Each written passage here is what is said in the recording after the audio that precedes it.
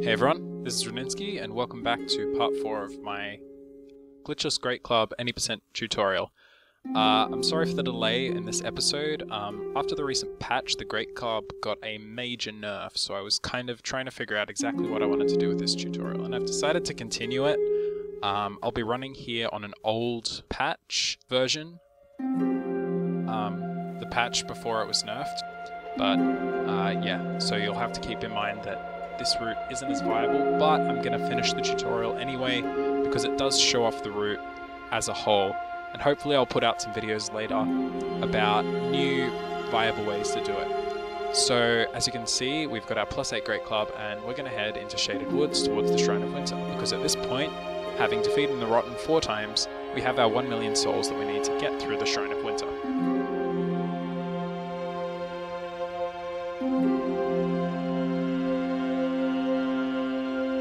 So as we head down here, if you feel like you need some more safety humanity, we can pick up this one right here. And that human effigy will just help if you end up low on health after dying a couple of times and feel like full health will help. Now, I'd recommend killing this guy. He pretty much always gets in the way and he follows you up, so it's better to just kill him on the way. And this Titanite bug, you can basically just run up to it and running RB to pick it up. And that gets us the final 3 chunks that we are going to need to upgrade our Great Club to +10. As we head up here, we're going to go for the guy on the right first, and that's because he's slightly too far forward to actually insta-kill, well, not to insta-kill, to activate the golem straight away. So we go for him, draw him in first, then kill the second guy, and that should activate both golems. Now we just have to wait for the door to open, so we run over to the side and wait over there for the door to open.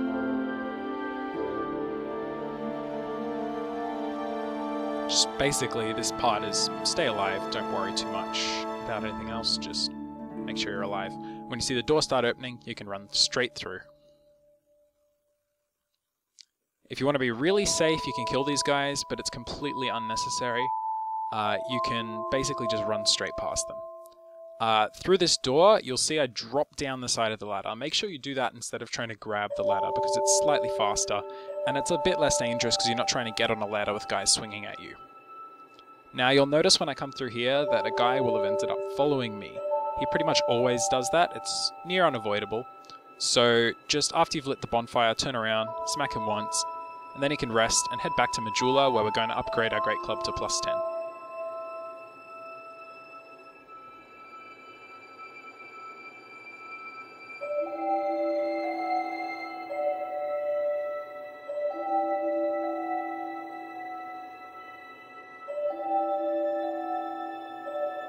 Now that we have our +10 Great Club and a bunch of resins, it's time to basically just go and finish the rest of the game. So we head back to Dragonrider Castle, and we're going to basically head just straight to the next boss fight.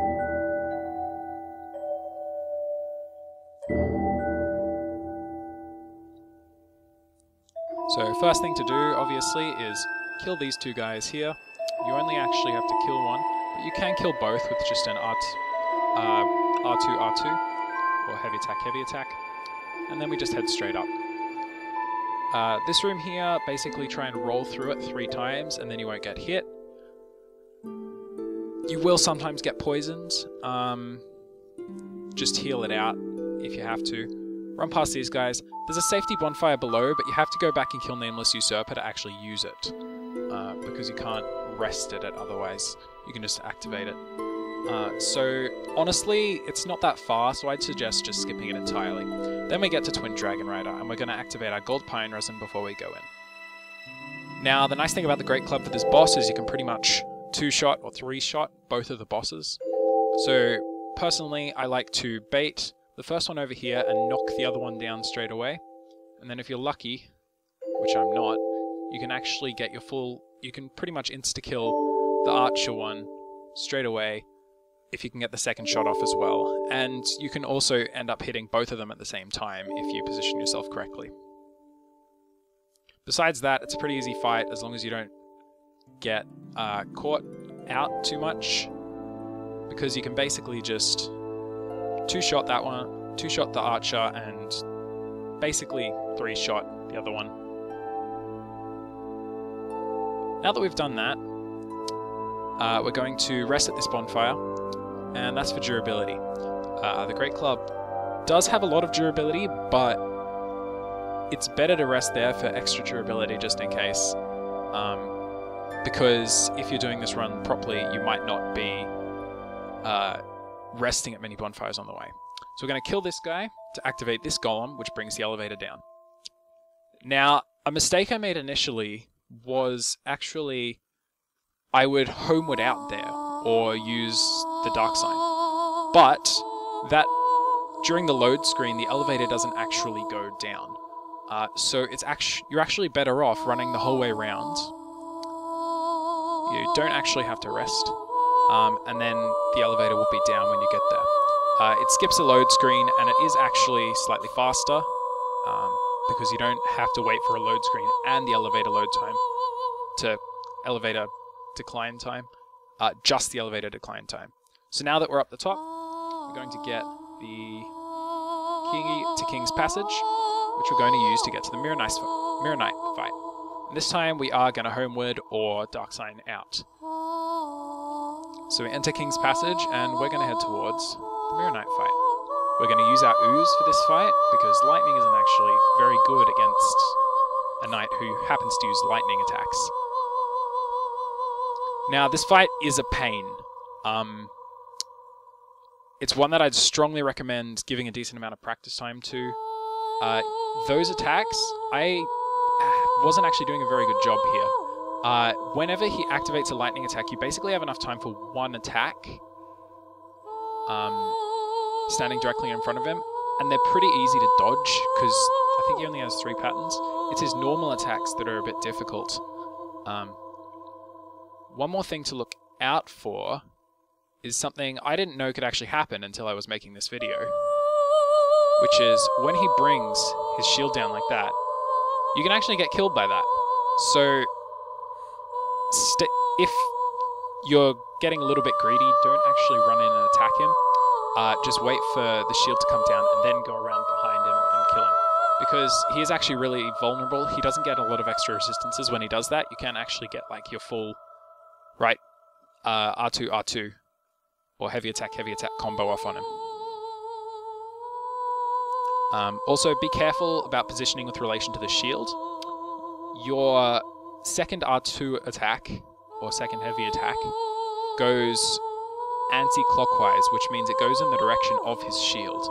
So if you're going to use that attack, be careful what direction or what side of him you're facing. Because if you're behind him like I was just there, it's very easy to hit because you're not going to accidentally hit his shield. But if you're directly in front of him, the second attack could just end up hitting the shield and screwing you up. And now that you've beaten Mirror Knight, you can move on. The doorway is to the left here, I believe. So if you want to face the direction of the door, you want to face that way. That could be Undead Parish, though. I don't remember. Anyway, because we're using safe strats, I'm going to go human here. And then you're going to see probably the ultimate safe strat, which is for Shrine of Amana anyway. I'm just going to kill everything. I will release a video later on giving a detailed route to get through Shrine without killing much at all. I think you only have to kill one enemy the whole time. And once I put that out, you can use that if you want to take it without killing anything, but it's a bit difficult to get right. So, in my opinion, when you've got a great club and you've got this much health at this point in the game, it's just as easy to just kill everything and a lot safer than to try and run through without getting hit. I basically just kill the spellcasters. You don't have to worry too much about the other guys. They just kind of get a bit annoying, especially when you're running and if you don't know what you're doing.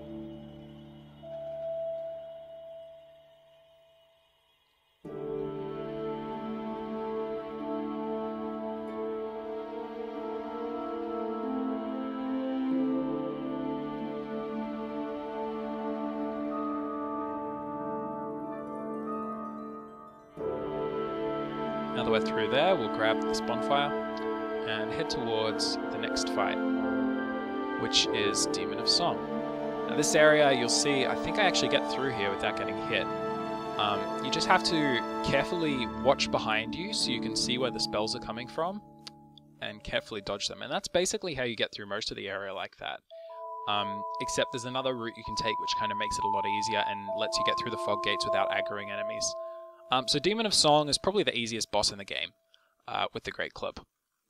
You just wait for her to come down, do your double heavy attack, bait another attack, do it again, bait a third attack, and she's dead. Or he. I'm not sure. Anyway, now we're going to continue on to Undead Parish.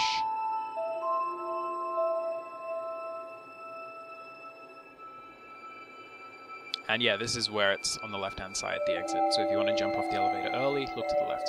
Crypt, not Parish. Parish is Dark Souls 1. Okay, so continue up the stairs. This next area is very, very easy. You can literally just run straight through everything. Not a care in the world. Now, because we're taking safe strats, we're going to need humanity for Nishandra. So this guy, we're going to buy the Shield of the Insolent, which gives us stamina regen, since we're buying from him anyway, and all 13 human effigies, because we've got a bunch of souls saved up from the previous fights. That's going to let us, basically it's going to give us 13 extra tries at Nishandra if we stuff it up. So it will come in useful, especially while you're learning the route. I think that's where I'm ending this episode. Yeah, that's where I'll end this episode. So I will continue this particular route tutorial, even though it's not exactly viable anymore. There are a couple of other routes which are doable. Og has put one out recently which uses some of the DLC. There's the Rapier version, and I will probably release a video with relation to one of them, just as like an addition to what I've got here to show you what you have to do differently if you want to complete the run on the latest patch. So yeah, thanks for watching, good luck with your speedrunning, and hopefully you would have gotten something from this. Part 5 will come out when I have time. I am currently... Uni's just started up again, so I won't have as much time as before. But I should still have enough time to put a video out for you guys, so... Good luck, have fun, and I'll see you next time.